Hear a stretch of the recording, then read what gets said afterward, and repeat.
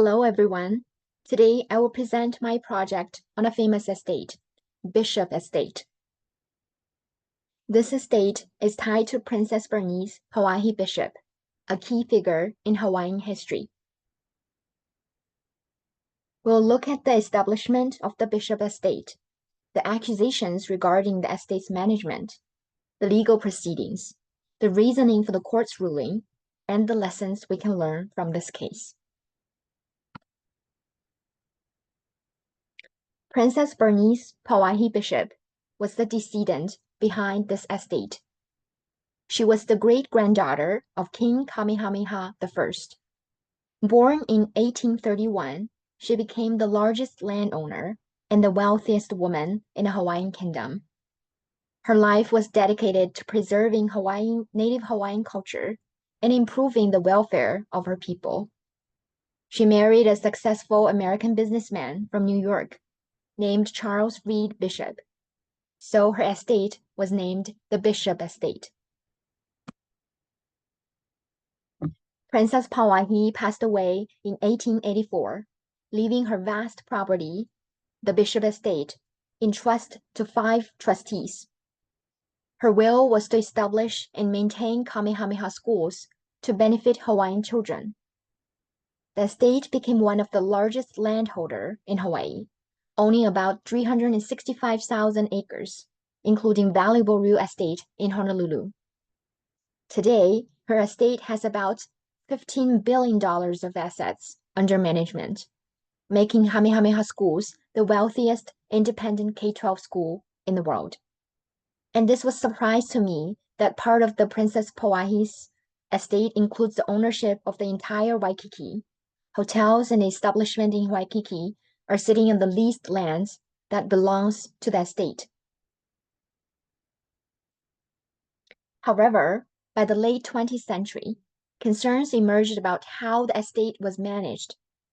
Critics argued that the trustees engaged in questionable investments and self-dealing, which not only violate the trust's original purpose, but also put the financial stability of the estate at risk. The trustees were accused of receiving excessive compensation, with some reportedly earning millions annually. Critics argue that the trustees were prioritizing personal gain over the trust's charitable purpose. In August 1997, 4 Native Hawaiian elders and a trust law professor publicly accused the trustees of serious mismanagement and abuse of the trust in a statement called Broken Trust. The statement described how appointments were manipulated, the trust was violated, beneficiaries were taken advantage of, and powerful people in Hawaii were involved. In the 1990s, Attorney General and the IRS launched investigations.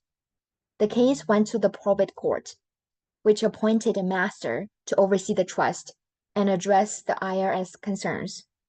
5 special purpose trustees were temporarily appointed to manage the estate. Eventually, the court ordered the removal of the trustees because they failed to comply with the stipulation and refused to meet the IRS requirement, putting the estate at risk of losing its tax-exempt status. The court-appointed master identified significant conflicts of interest between the trustees' personal gains and their fiduciary duty in the master's report. And the court order says, the court finds actual, apparent, adverse, and material conflicts of interest between the trustees' personal interests and their fiduciary responsibilities. The court adopted the master's recommendations for a new CEO-based management system, and the trustees, the attorney general, and the master entered into a stipulation, which included a CEO will be hired within 180 days. A formal governance policy will define the roles of the board of trustees and the CEO, aligning the CEO's role with the trust law standards for delegated authority. the court-appointed master will oversee the development of the system, governance policy, and CEO selection, with the authority to request reports and meetings. The trustees will consult with the master and the attorney general, and the court must approve the CEO-based management system and governance policy. However, the trustees were not complying with the stipulation and refused to meet the IRS requirement.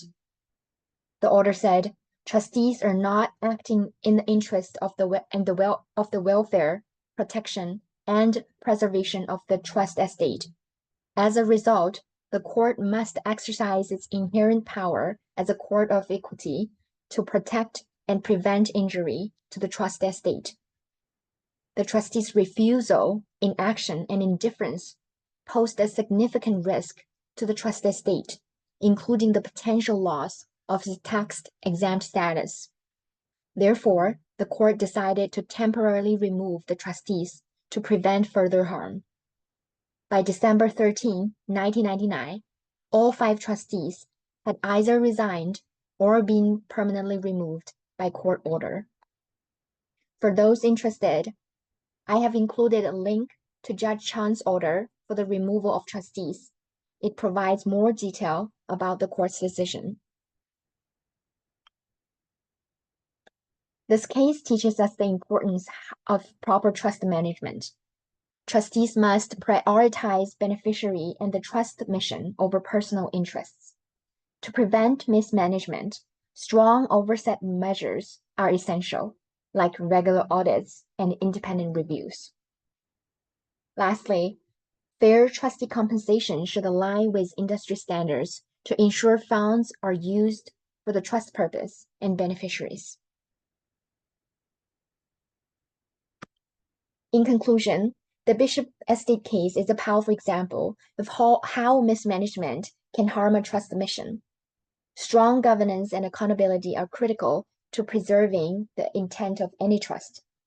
Here are the references for the content I covered today. Thank you.